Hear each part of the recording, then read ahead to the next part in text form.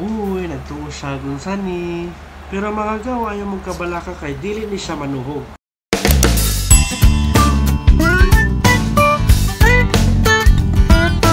What's up mga gaw? Welcome back to our cooking vlog. So karon magluto ta og lengwa. So sa mga wa pa kabaloon sa ang lengwa, mao ni siya ang dila sa baka. So ang dila sa baka mga gaw, medyo dako gyud na siya kung operahon tanawa akong kamot to. So mas dako pa na siya sa akong kamot. Tapos ang iyahang dila murag naay ka ng Spider-Man na kamot. So mga gaw, atuan na ning sugdan atong pagpabukal sa ato ang dila sa baka o atuan na ni siyang butang asin, butang sa atong pressure cooker. So ang cooking time ani is 30 to 45 minutes until mahumok siya. Ang lamas na gamiton nato ani is onion and garlic lang. Tapos atuan na dayon i-open ang ato ang pressure cooker. So make sure gyud na hungaw na siya mga gaw para di gyud na siya mabuto sa inyong mga nahong. Basta mang tila lupad gyud ang mga dila sa inyong mga nahong. To make sure na luto na gyud siya, dapat ninyo tusukon siya og tinidor kung humok na gyud. So atuan na ni siyang hiwaon mga gaw. So ato asa ning panitan dapat ato ang dila kay ang kaning panit niya medyo baga gyud na siya mga gaw. Mura na siya rubber kaunon ninyo, mukaon mag chinilas kana inyong kaunon before mamuka og spartan. So kini atuan na ning hiwaon ng ato ang lengwa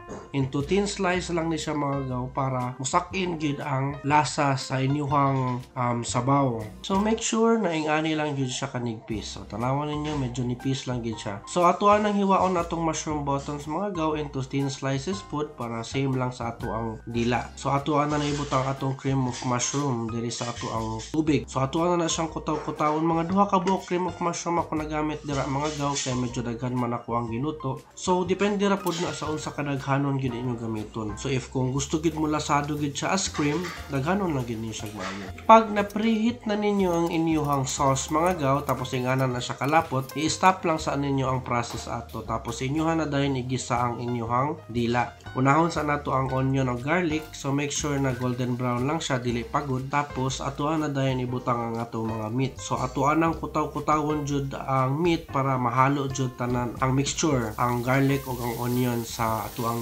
dila sa baka. So atuan na pud ibutang atong mushroom buttons tapos ang sauce na pud dayon. Once na nato ang sauce, atuan lang sa ni siya ipadugay-dugay o pabukal para at least mulasa gid kaayo ang ato ang sabaw ani. So ato lang ni siya kayo no para ma-mix gid ang iyahang sabaw sa tanan nato dila or ang atong lengwa. Mao na jud ni ato ang lengwa mga gaw. So medyo lapot na gid siya. So lami na kayo ang sabaw ani.